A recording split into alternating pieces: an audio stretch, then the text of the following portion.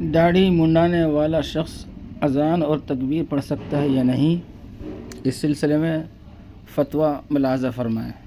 سوال: بنا داڑھی والا اذان اور تکبیر پڑھ سکتا ہے یا اذان پڑھ سکتا ہے تکبیر نہیں؟ جواب نمبر 67,796۔ بسم اللہ الرحمن الرحیم۔ اذان شعائر اسلام میں سے ہے اور ایک اہم دینی فضیلت و برتری کا کام ہے، اور اذان کے ذریعے آدمی دوسروں کو نماز کی دعوت دیتا ہے۔ اسی طرح اقامت کے ذریعے آدمی جماعت کھڑی ہو جانے کی اطلاع دیتا ہے اور مسجد کے تمام نمازیوں کو جماعت میں شرکت کی دعوت دیتا ہے۔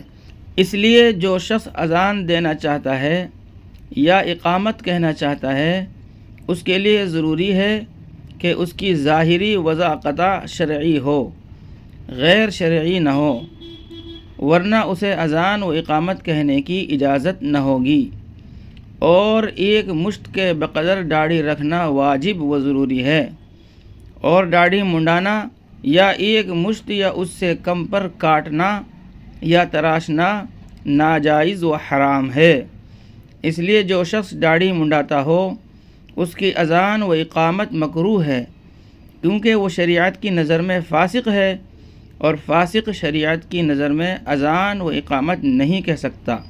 اسی طرح جو شخص ایک مشت یا اس سے کم پر داڑھی کاٹتا یا تراشتا ہے، یعنی کاٹ چھانٹ اسے ایک مشت سے کم رکھتا ہے، تو وہ بھی فاسق ہے اور شریعت کی نظر میں داڑھی نہ رکھنے والے کے حکم میں ہے، کیونکہ شریعت کے نزدیک داڑھی کی واجب مقدار ایک مشت ہے۔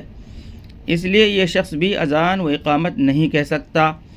اگر اس طرح کا کوئی شخص اذان یا اقامت کہنا چاہتا ہے تو وہ پہلے اپنی وضاحت شرعی بنائے، اس کے بعد ذمہ داران مسجد یا مستقل مؤذن سے اذان و اقامت کہنے کی درخواست کرے۔